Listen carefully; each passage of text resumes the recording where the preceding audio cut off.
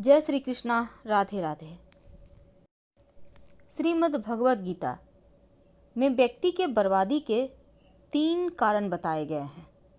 आज हम आपको यही बताएंगे कि कैसे इन 3 कारणों पर विजय प्राप्त करके आप अपनी बर्बादी रोक सकते हैं। आप हमेशा आगे बढ़ते रहेंगे और आप पीछे मुड़कर कभी नहीं देखेंगे।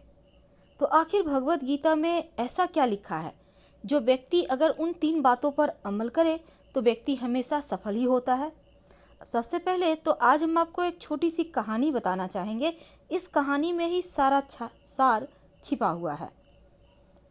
कहानी कुछ इस तरह से है। पुराने समय की बात है। एक लड़के का जन्म एक बहुत ही अमीर घर में होता है, लेकिन परंपरा के अनुसार छोटी उम्र में ही उस लड़के को पढ़ाई के लिए, ज्ञान की प्राप्ति के लिए गुरुकुल में भेज दिया जाता है।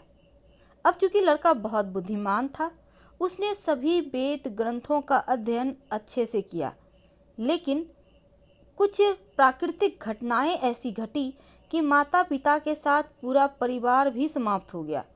अब उस लड़के के पास राजपाट भी नहीं था, अमीरियत भी नहीं था। तब उस लड़के ने शिक्षा समाप्ति के बाद यह प्रण लिया कि वो अपना पूरा जीवन लोगों की भलाई के लिए कार्य करने में बिताएगा और संन्यास लेकर ध्यान लगाने के लिए हिमालय पर चला गया।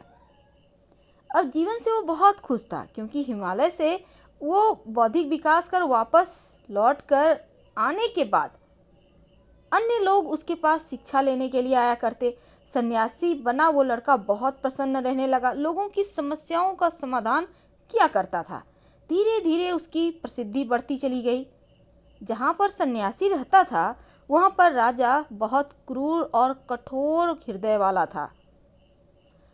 वहाँ के राजा को जब यह बात पता चली तो उसने सोचा कि चलो इस सन्यासी से मिलाते हैं, और सन्यासी से मिलकर राजा इतना प्रभावित हुआ कि उसने अच्छाई की राह पर चलने की ठान ली। फिर राजा ने सोचा कि जिस व्यक्ति के साथ कुछ समय बिताने पर ही मेरी जिंदगी में इतना बदलाव आ गया, और वह यदि मेरे साथ ही रहने लगे तो मेरी जिंदगी कितनी बदल जाएगी।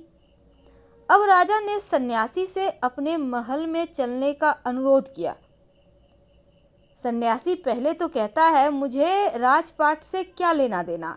फिर राजा के हट पर सन्यासी महल आ जाता है राजा के साथ, और सन्यासी को शाही कक्ष में शाही भोजन दिया गया। तब सन्यासी ने भोजन ग्रहण करने के पश्चात वापस जाने की आज्ञा मांगी। तो राजा अनुरोध करता है कि आप चाहें तो मैं यहाँ बगीचे में आपके लिए कुटिया की व्यवस्था कर सकता हूँ।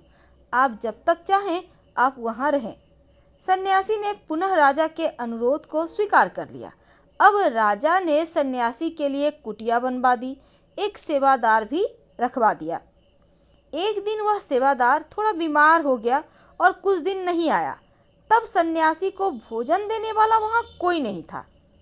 ऐसे में एक दिन जब राजा रानी सन्यासी से मिलने पहुँचे तो सन्यासी ने राजा से कहा, तुम कितने गैर जिम्मेदार हो, और साथ में यह भी कहा कि जब जिम्मेदारी नहीं उठा सकते तो जिम्मेदारी क्यों ली भला। राजा ने सन्यासी से क्षमा मांगी और एक बार राजा को राज्य से पुनः बाहर जाना पड़ा किसी कारणवश। तब राजा ने रानी को निर्देश दिया कि सन्यासी की सभी जरूरतों का आप खुद ध्यान रखना। तब एक बार रानी नहाने गई और सन्यासी के लिए भोजन भिजवाना भूल गई। तब सन्यासी को क्रोध आया और वह खुद ही महल में जा पहुंचा। रानी की अद्भुत सुंदरता को देखकर चकित रह गया। अब सन्यासी रानी की सुंदरता पर मोहित हो गया और बिना कुछ खाए पिए अपनी कुटिया में ही पड़ा रहा। जब राजा वापस आकर सन्यासी से मिलने गए तो राजा ने देखा कि सन्यासी जी बहुत ही कमजोर हो गए हैं। तब सन्यासी ने कहा कि मैं आपकी पत्नी के मोह में पड़ गया हूँ और उसके बिना जिंदा नहीं रह सकता।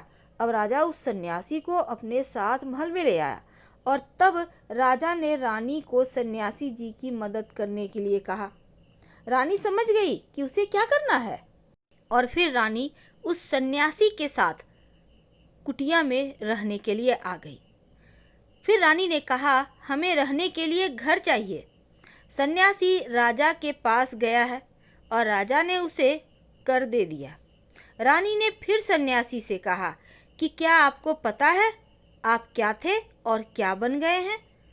रानी ने कहा, आप एक ज्ञानी थे जिसके कारण राजा आपको आपकी ज़रूरत की हर वस्तु उपलब्ध कराते थे, लेकिन आज आप अपनी वासना के कारण मेरा गुलाम बन गए हैं।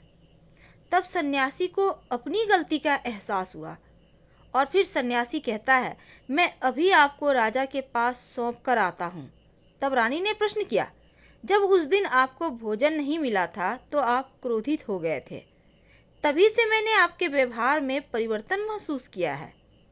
तब सन्यासी कहता है, जब मैं जंगलों में था मुझे कई दिनों तक खाना नहीं मिलता था, लेकिन महल में मुझे सुविधाएं मिली। फिर मुझे इनके प्रति लगाव और मोह उत्पन्न हुआ और फिर इन्हें पाने की लालच भी उत्पन्न हो गई, और जब यह नहीं मिले तो क्रोध उत्पन्न हो गया।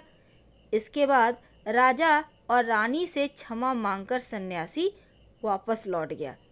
तो इस कहानी में सार छिपा है व्यक्ति की बर्बादी के कारण। जैसे कि मनुष्य की इच्छा अगर पूरी ना हो तो उसको क्रोध आता है, और अगर इच्छा पूरी हो जाए तो लालच बढ़ जाता है। और भगवान श्री कृष्ण श्रीमद् भागवत गीता के अध्याय 16वें 11वें श्लोक में भगवान श्री कृष्ण ने कहा है कि काम, क्रोध और लोभ यह तीनों ही किसी इंसान की बर्बादी के प्रमुख कारण होते हैं। इसलिए हर इंसान को चाहिए कि इन तीन चीज़ों से बचकर रहे। जैसा कि आपने कहानी में जाना कि सन्यासी कैसे विकार में फंस जाता है और एक साधारण मनुष्य हो जाता है, तो अपने विकारों को अपने बस में रखने के लिए हमें ध्यान योगा भी करना चाहिए, मन को शांत रखना चाहिए और हर बात को पहले सोचना चाहिए, उस बात का परिणाम क्या होगा, फिर आगे बढ़ना चाहिए। तो उम्मीद है आपने समझ लिया होगा कि हम आपसे क्या कहना चाहते हैं। तो फिलहाल विदा लेते हैं। हर हर महादेव। धन्यवाद। जानकारी अच्छी लगे तब लाइक कर सब्सक्राइब करें और हमारे वेबसाइट पर जरूर आइएगा granddharmasanamarg.com। आप गूगल सर्च करें या वेबसाइट का लिंक आपको डिस्क्रिप्शन में मिल जाएगा। और कमेंट में हर हर महादेव जरूर लिखिएगा। धन्यवाद।